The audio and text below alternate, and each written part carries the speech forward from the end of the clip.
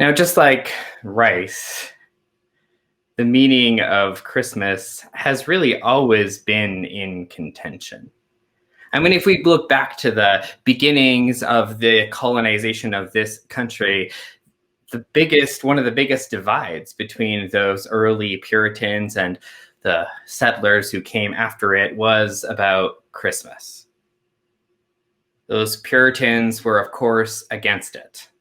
They were against the celebration because it was what they thought a Catholic practice, conveniently located around that time of the winter solstice back in the 4th century, and they didn't want to be a part of any of that Catholic stuff. But they also didn't want to be a part of it because back in England, how most people celebrated Christmas was, well, they got a little bit drunk and they wandered the town and they went to the rich people's houses and they demanded that those rich people feed them and give them more alcohol.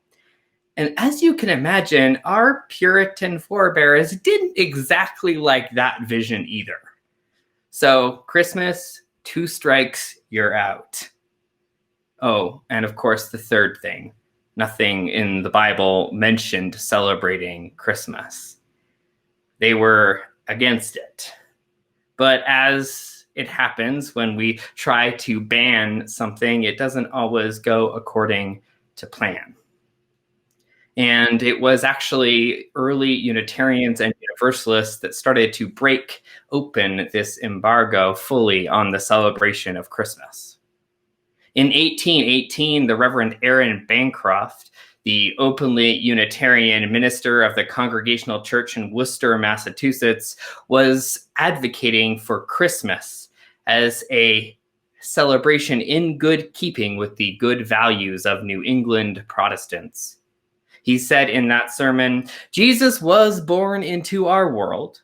Whether we celebrate his appearance on the precise day of his birth or on some other, to a religious purpose, it is not important which." Plainly spoken, Jesus was born. Let's celebrate it, no matter when it actually happened. But it was the Universalists who actually take the prize for the first Christmas celebration in a church that wasn't a Catholic or an Episcopal Mass in 1789, when they invited people into their Boston meeting house to celebrate together. Now, as I said, banning Christmas or banning anything usually doesn't work.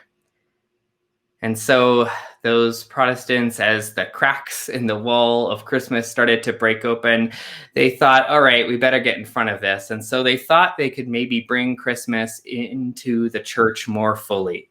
Those churches that were once against it started to embrace it and thought they could put more religious meaning about it, still fearing those drunken folks going house to house, demanding the rich give a little bit more. And so they tried to have Christmas celebrations at church, which I'll tell you didn't work very well. It was given up only after a few years. But something did transform, because by the early 19th century, Christmas had moved. It had moved inside the house. As UU historian Susan Ritchie said, Christmas had become the high holidays of the new secular religion of domesticity. The rising prosperity of the middle class, the corresponding new interest in the nurture of children, because that was actually a new thing. We didn't really care about nurturing children before them. We actually thought they were just tiny little adults. Plus the transformation into the pre-industrial family business, into the separate spheres of industry and home, had created all of the necessary elements to bring a celebration of Christmas in which families gather and gift each other presents made in factories, because those were the first Christmas gifts actually given. But at that time, just like any traditions, there was fear. There was fear that if families gathered and gave each other presents, wouldn't this start to spoil children?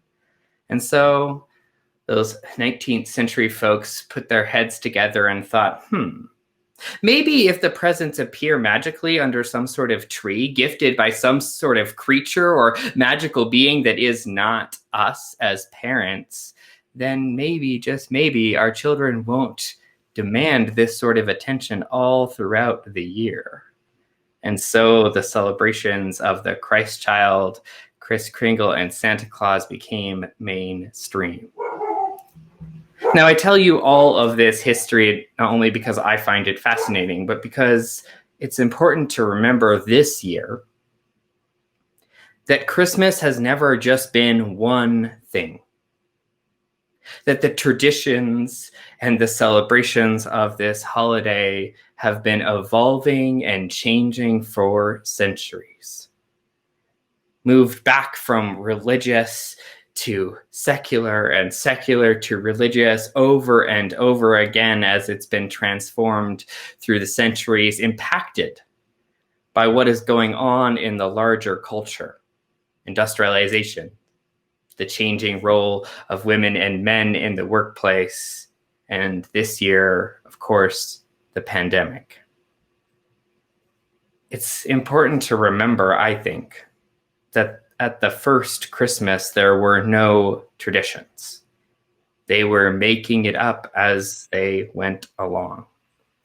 And all of the celebrations that we take for granted, and we almost seem to forget haven't always been the case, took centuries to transform and evolve, which I think gives us permission.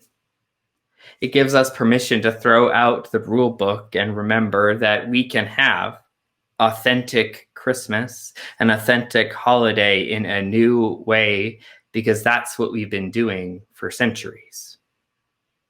We just lower those expectations and that help us keep an open mind.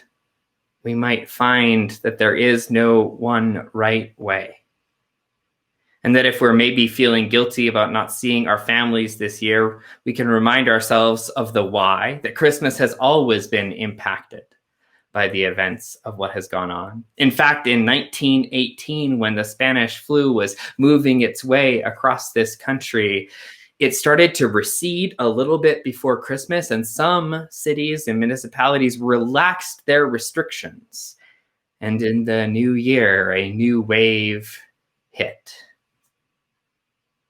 Maybe it's useful to remind ourselves that in that Christmas story, Mary didn't see her family either for some time. And so we can find ways in this new emerging Christmas to reach out to one another, to remember that we can do this in new and different ways, because we have been doing that for centuries. So much of the time, what we thought would be one thing turns out to be actually a completely different thing. And with an open heart, with some creativity and just a little bit of magic, much of the time it turns out it's not as bad as we thought. Amen. And blessed be.